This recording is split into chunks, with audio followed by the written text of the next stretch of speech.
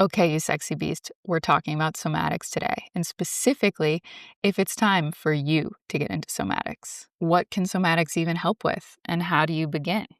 That's what we're talking about today in this episode of The Body Knows. We're going to dive into who somatic work is for, what it can help, and what it's not for. Because we absolutely hate when self improvement positions itself as a cure all. So we're not going to do that, even though we do think somatics is pretty miraculous. So, somatics at its core is about reconnecting with your felt sense, living in your body, not just in your head.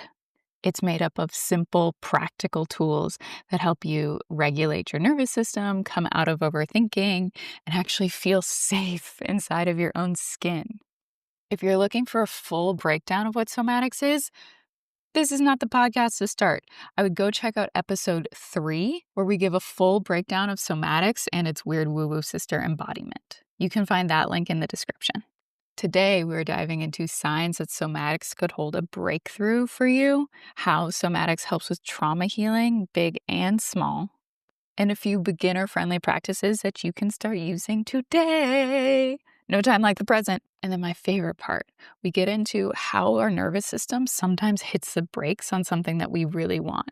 And so suddenly no amount of willpower, motivation, discipline, routines can move us toward the goal, the new career, whatever it is we're working on. But how somatics can melt that internal resistance so all of you can move forward towards what you want. Boom. I'm Leona Waller. You're about to meet my co-host, Ally. Let's get into it. It's just the beginning that I get so awkward. Oh my goodness. Okay, so how can a person know if there's like so many things out there in the self-help personal development world. You need to be doing ice baths, you need to be doing breath work, you need to be doing a Vipassana retreat. Mm. How do we know it's time to do somatics? Yeah, oof, that's a really important question. I think obviously my biased answer is everyone needs to do this. What do you mean when, how, it's time? We all need to reconnect. Um, okay, but narrowing that down a little, like what specific group would really benefit or is ready for it? So I think first of all, and I was thinking about this, but I could have added this into our podcast last week, where somatics, I think, is it developed out of trauma work in so many ways, right? And so it's specifically a deeply trauma informed modality to support people in healing in some way. And so, especially if you have complex trauma or you have PTSD or like pretty severe symptoms, working with a somatic practitioner who's actually certified, and it doesn't just call themselves that, but has taken, certain levels of schooling in that sense, they can help you uh, bring healing to those parts Mm. in ways that aren't going to overwhelm your system. Mm. I think that's a really big piece when we do drop into the body where that lived memory still exists. Uh, Unfortunately, I see a lot of practitioners guiding people into practices too deep, and it's an overwhelm to the system, and it's re-traumatizing. And so, as someone who is like a trauma informed somatic practitioner, they're trained to understand your body's cues and understand when it's time to stop pushing. In fact, usually somatics is not about pushing at all. If we're using that word, we're doing it wrong, right? Because so much of the time, trauma is the result of a rupture. It's a result of too much, too fast, too soon. And so pushing just recreates that scenario in some way. It's a repetition of too much to fast. Too soon. Mm. And so, without going off in a million other directions, because I obviously want to, um, yeah, somatics is really good for anyone who's already aware I have trauma. Um, and that's something I want to work on specifically. Mm. And are Yeah. there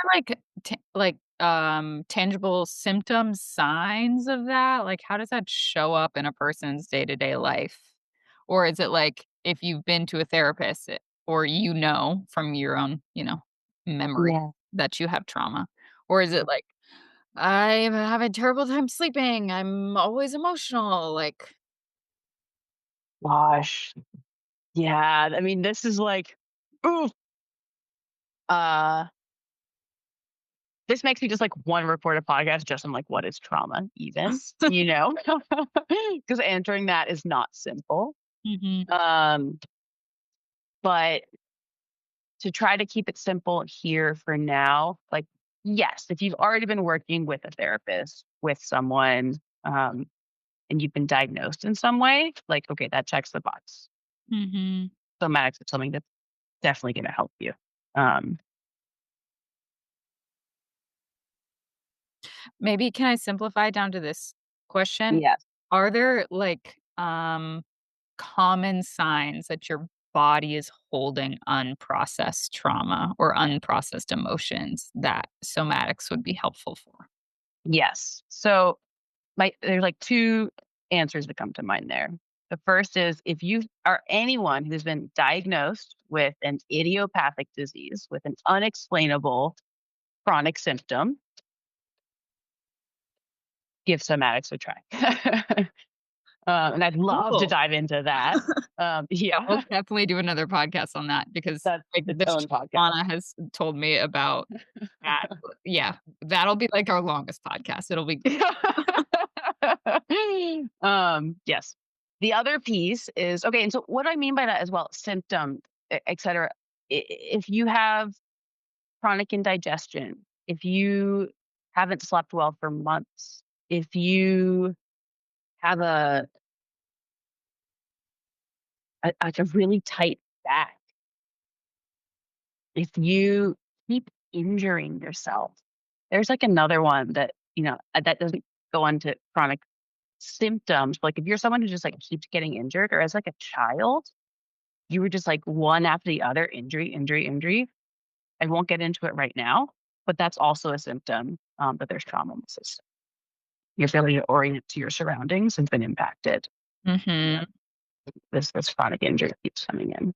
Yeah, and I would love, at least from my experience, um, even if you don't identify with someone who has had trauma, if you have some of these symptoms, and it might just be like the way you hold stress in your body fucks up your back, somatics can still be helpful. Yes, and I guess, oh, that is where, like, dang, I do wanna, like, dive into trauma, the word trauma, just for a minute, right? Because the way it's been defined for us is not how we're looking at it today. And Mhm. so, especially for older generations, when you say, like, "I have trauma," there's shame associated around even expressing that, but we also think of trauma as, like, a big catastrophic event.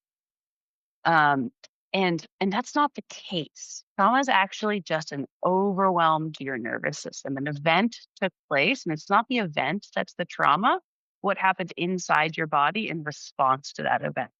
That event was too much, too fast, too soon. It was an overwhelm to your system. That fight or flight energy was not able to be processed. And there's a stuckness that ends up as a result of that. And that was actually the other piece when I said there's two things that I wanted to say is if you're like self-aware and you're doing these reflections and you just can't seem to move forward, change this pattern, act in a new way, think in a new way, believe something in a new way, that there's a stuckness in your experience, that's an indicator as well. That's an indicator that there's something in your body that's giving a hard no. Mm, And and so that you're experiencing that stuckness. mhm. That distinction is so important because we often think that if we are having trouble moving forward in some way, it's somehow like you don't have enough willpower, you don't have enough discipline, you don't have the right morning routine, Yes. whatever. And recognizing that there is more to this human experience than just what's going on in our brain. And there is something happening under the surface, either in Yeah. your body, in your subconscious, in your emotions, that is slamming on the brakes. That that snaps. Like, Yes, and I think that's the messaging we're given in our culture in so many ways completely disregards the fact that there's these systems in place in our body that hit the brakes. And there's no amount of cognitive reasoning, there's no amount of discipline, there's no amount of better routine and structure that's going to change that. And again, we will dive into that another time. Stay tuned. So, in summary, we can say that for if you were looking around at healing modalities and seeing Mm. what, tickles your fancy next, somatics is for people who I'm going to finish that sentence. Okay. Somatics. I'll delete that part. No, no, definitely leave that. Somatics is for people who, um, I would say, have plateaued in some way Mm, and are looking for the next direction. mm, I love that, and have issues that they can't solve by thinking their way through it. Right, right. They plateaued, right? Like they've been trying to do the cognitive piece and they got them somewhere, but they've plateaued. And it's they're not there's not that forward movement anymore. There's not that change taking place. Uh, Perfect. I love that summary. What are the tangible real life benefits of doing a somatics practice for 6 months, a year? I mean, it's funny to say do a somatics practice for 6 months. I know that it just becomes a way of life. Spoiler alert, it becomes a way of life. it just turns into a way of being, right? Um, yeah. I think one of the longer term pieces that comes out of it is greater self trust. Hmm. Can you describe what that means a little bit? Yeah. I think so much of the time, what I've noticed in myself, working with clients, speaking with friends, is a lot of what holds us back is our inability to trust ourselves. And so when we start breaking that down, what does self trust even look like? What does self trust feel like? Um, there's that classic saying, know thyself, right? And in order to be able to trust yourself, you need to know yourself. And somatics teaches you a level of self awareness and a distinct type of self awareness that's almost unshakable in the end because it really gets to the root of your being, which is your felt sense experience. Mm, Uh, your cognitive experience comes out of that. And mm, so to be so deeply attuned to yourself and your felt sense experience, your somatic world, um, that naturally creates a space for self trust. mm, Yeah. So I'd say that's a good. mhm. And I just wanna add in, like, my personal experience with self-trust. Um, like what we were talking about before when you're stuck and you're having a hard time moving forward and there's a part of you that's slamming on the brakes. Mm. For me, like, motivation, discipline to, like, start a business, for example, um, actually, I didn't need more motivation and more because that was, like, this old, overwhelming way my brain had of forcing my body to do things, and once my body just trusted my brain, once my emotional, felt sense version of self trusted my thinking self, it was much easier to move forward on certain projects because my body knew that my brain wasn't gonna just override it and ignore it and, like, cause it to burn out for, like, the 3rd time or whatever. That's it. That's exactly it. Yes, yes, yes. And so, like, we have these parts in our systems, these ancient ingrained aspects of our nervous systems integrated into our bodies um, that hit the brakes. And like you said, no amount of hitting the accelerator, no amount of more determination, more commitment, more routine structure is going to take the foot off the brakes. And the foot on the brakes is, fill in the blank, but so much of the time. that self-trust piece. Mm, And then what I want to throw in there is it's trauma. It's a part saying, I'm recognizing some aspect of this context showing up right now as similar to something we experienced in the past that was unsafe. mm, But I'm going to hit the brakes because my job is to protect you, to keep you safe, to help you survive this world. And I'm recognizing threat or danger in this context. So I'm going to hit the brakes. And so if we heal that past trauma that this part is recognizing as, occurring similarly in this context, if we heal that piece, we're then able to move forward. mm. I love that. And so I also want to bring back in the idiopathic. Is that the word? Mhm. Mhm. Idiopathic diseases, and I know your own experience with this. Mhm. How can somatics, yeah, what are the real life tangible benefits of working with somatics when you have things like unexplained chronic pain or illness or just tension, stress, all of these things? Mhm. Yes. Yeah, I mean, I obviously need to think for a second about how to answer that without launching into a 15-minute explanation. Um, but Remember, we're just coming up with more information for other podcasts. no, no, yeah, I love this. You're absolutely right. You're absolutely right. I'll just like dangle some carrots now that we'll Exactly. tune back in later. We'll You just explain leave it. You leave a comment on YouTube it. or on Substack. If you want us to explain more, we will. Yes, perfect. um, I mean, from my own experience, is I've been diagnosed with chronic Lyme disease. Antibiotics didn't help. I had a plethora of chronic symptoms and issues. I wasn't digesting well at all. I had chronic pain, inflammation. I was malnourished. I wasn't absorbing nutrients. I had crazy fibromyalgia, like nerve pain all over my body. I couldn't take a full breath. My chest was so tight, my diaphragm, like I was taking these short, shallow breaths all the time. I mean, the list could go on. I was fatigued to no end. And you were like 23. And I was 23. Right. I should have been in the prime of my health, fitness, etc.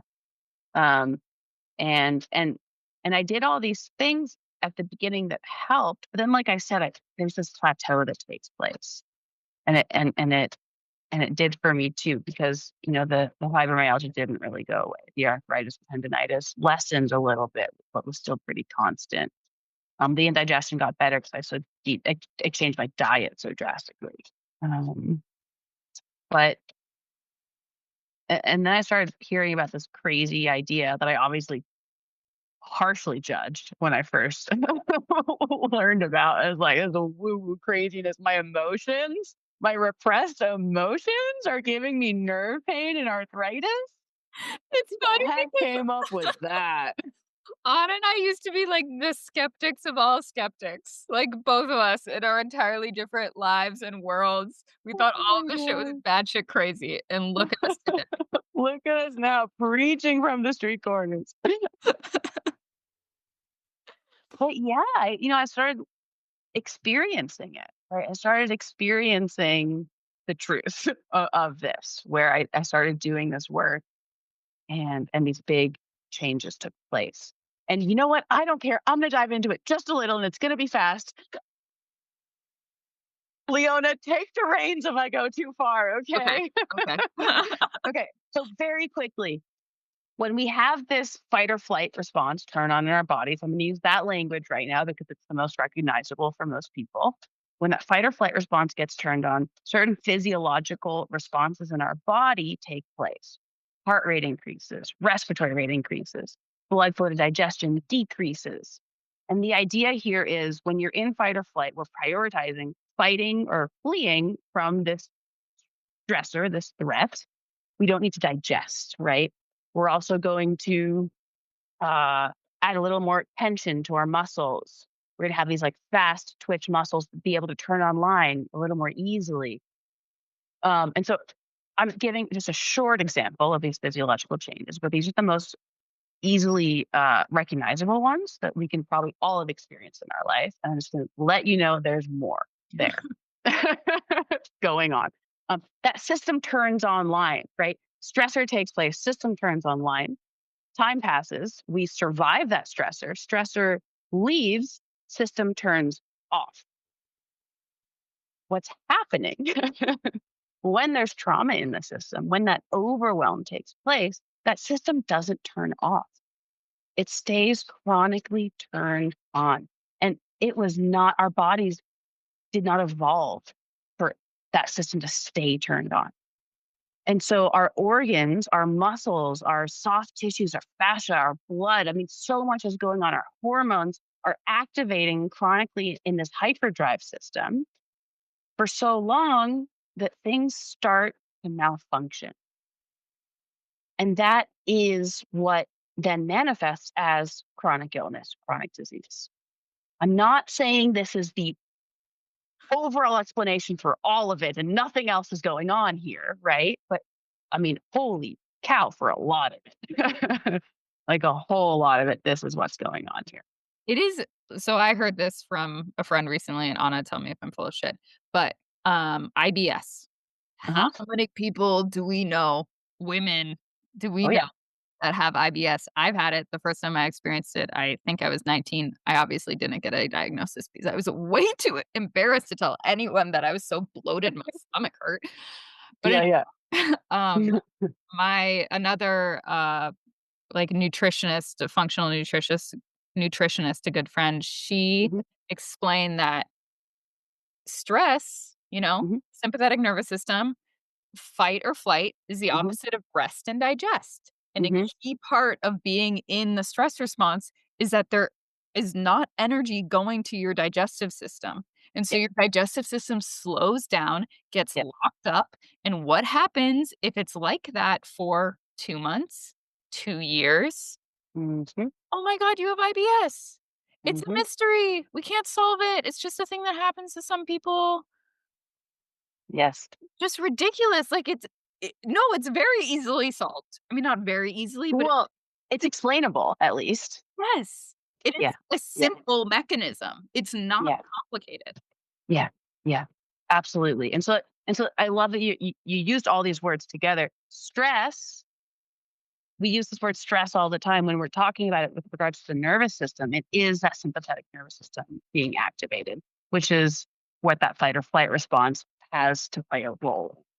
Mhm, And so, yes, exactly. Like we have so much stress in our lives, in our modern world. I will leave it at that for now. That that the system is staying turned online, and IBS is one of the most common chronic symptoms, diseases, whatever you want to call it, that's being diagnosed today. mhm. And again, what happens when that tiger comes in, speaking on the evolutionary perspective, right? It makes sense for us to shut down blood flow to the internal organs or to certain organs, to the digestive tract, for example. We don't need to digest the orange. We need to run like hell, right? It's like, but But now in this eventually modern world, yeah. it's different because the stressor isn't a tiger as well. The stressor is the work deadline and the friend group that's being mean and global war. And I mean, fill in the blank. Endless emails coming in, Yeah. just thinking about listening to the news, Yeah. summer being the hottest summer on record, blah, blah, blah, blah, blah, blah, blah. Stressors are constant and unending. And the system didn't evolve for that. And that makes me wanna say somatics is for everyone who experiences stress, and it will Yes. Yes, it is. Right? And like if we come back to it, what is somatics? Somatics is about integrating mind, body, and spirit. Mm, That's for everyone. Right? Like we would all benefit by being more integrated whole beings. mhm. Okay, Anna, how can people do this? Like, what are the basic foundational practices? Or even, like, Well, for our I mean, yeah, we've introduced one of them, which is the Soma check-in. Mhm. Um, building daily awareness of your felt sense experience. so much of what's going on here is we're disconnected from our bodies. So like step one, reconnect to our bodies. Reconnect to our bodies in a way that feels safe. Um, Soma check-in. In my body, I am noticing sensation and I'm experiencing emotion right now. In my body, I'm noticing pain in my mid back and I'm experiencing excitement. Emocionada. Emocionada. A veces hablo español, no sé por qué. um, And so I yeah, step one. Sorry, yes. Yeah, just reiterating that step 1 is, like, we have not grown up in a society that has trained us to pay attention to what's going on inside of our bodies at all, and this is step 1, you can't skip this.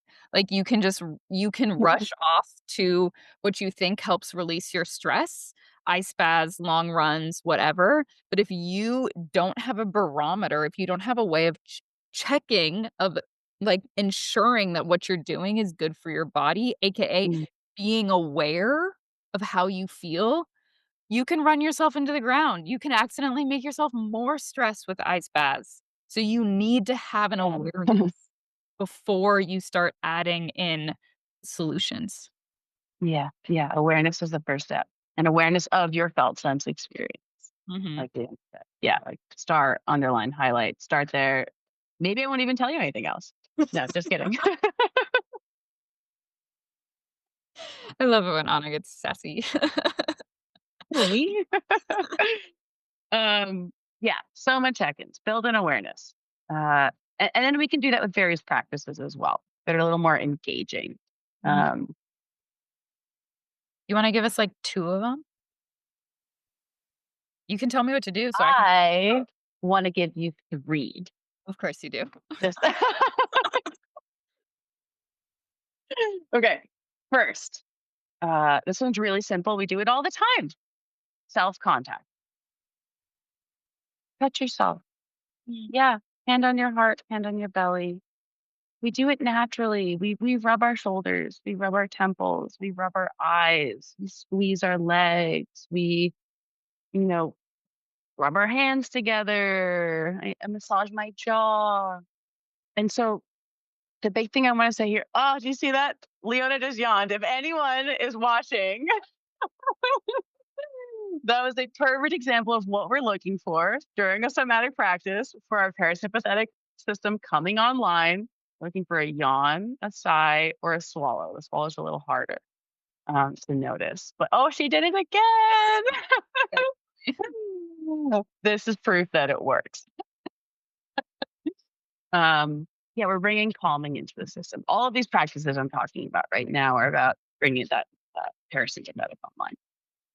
And so self contact, we do it naturally. This is an intuitive thing, right? We don't even realize we're doing it and we do it. But the big thing I want you to focus on when you're doing some sort of self contact practice is the sensation of that contact.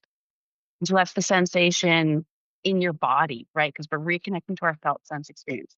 That's the sensation if I'm rubbing my jaw right now, the sensation on my fingertips and the sensation on my jaw.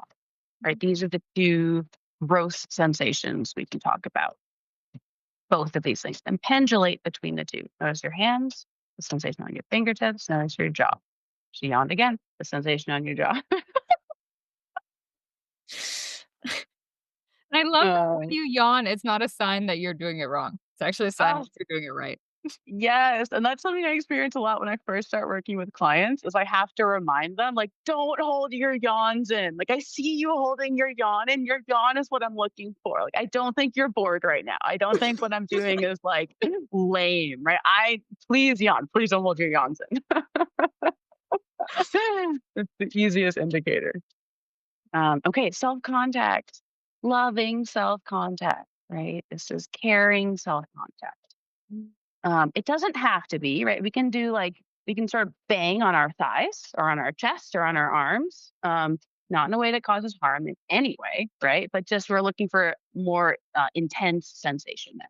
And again, we're paying attention to that sensation. Get creative with it. There's literally an infinite number of possibilities here. Leona, I'm seeing you holding your yawn and I'm calling you out on it. It's too many. How many times can a girl yawn on YouTube? Jesus. But like this is a great example where you switched up your practice and the yawns kept coming. So this is also a great example. There it is. Yes, your body is sinking in. Oh my god, I love it. Switch it up. There's another big one there. Uh, don't just rub your jaw. Don't just rub your shoulders. Don't just smack on your thighs. Like hit your chest, hit your belly. Move around. Get creative with it. Okay, self contact. Next one, grounding.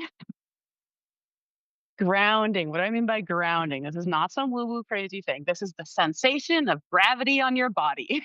A little Okay. woo-woo, but also it's good. Gravity is not woo woo. You being pulled and held onto this earth is a force of physics. Technically a theory. Won't go there right now. Um, we all know and feel it. It is the sensation of gravity on your body. What do I mean by that? Any pressure point on your body touching the ground.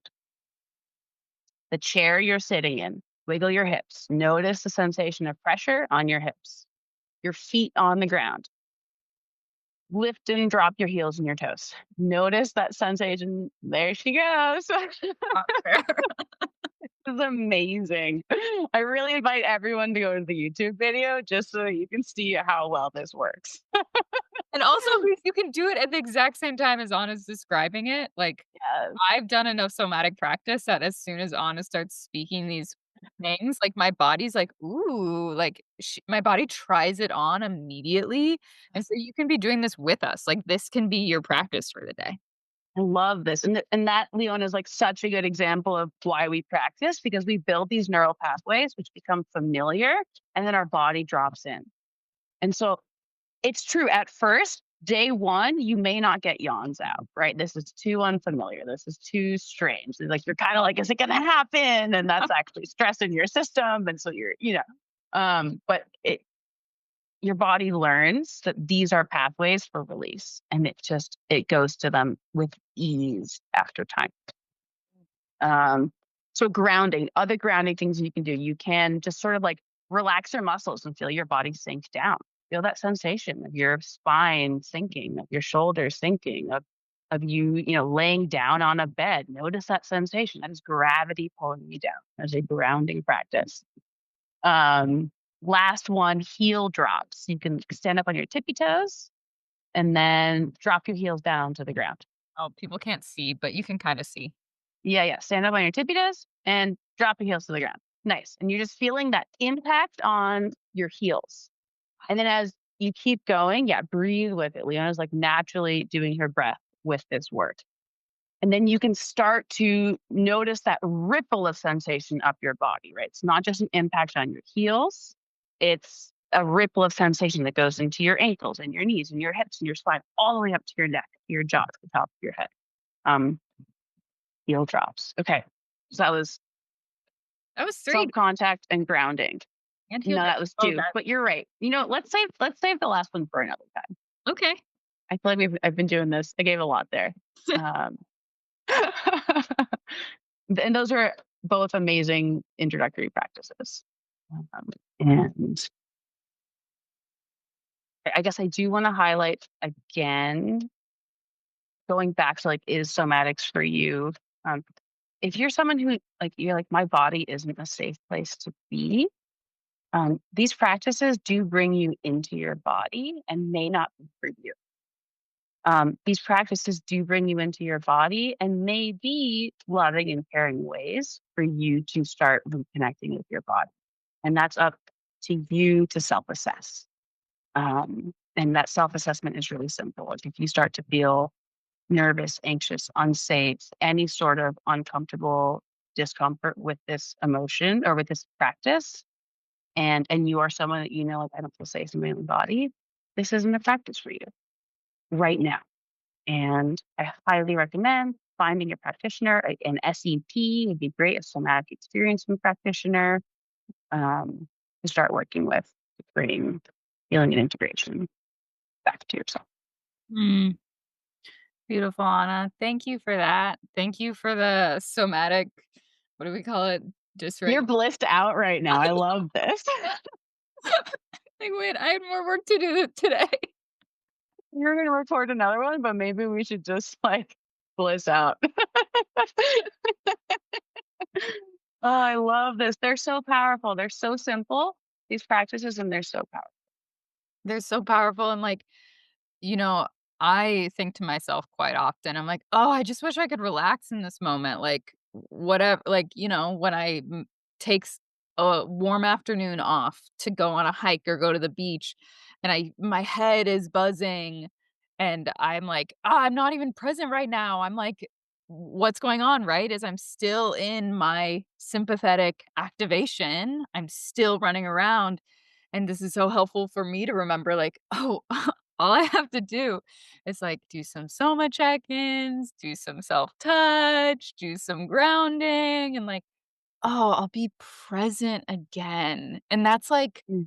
that's like the non-therapeutic, but I feel like such deep benefit of this work is, like, being present and enjoying the good things of life.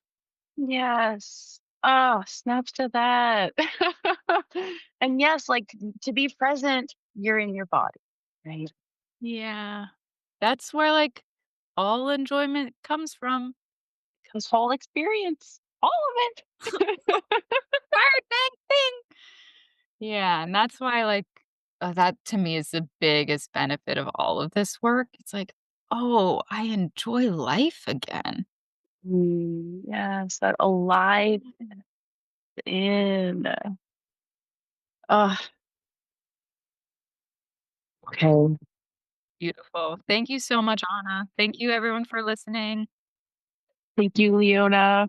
It was beautiful. I can't wait to see you next. Okay, don't miss the next one where we're gonna talk about, how to know if embodiment is right for you. Okay, that's the end.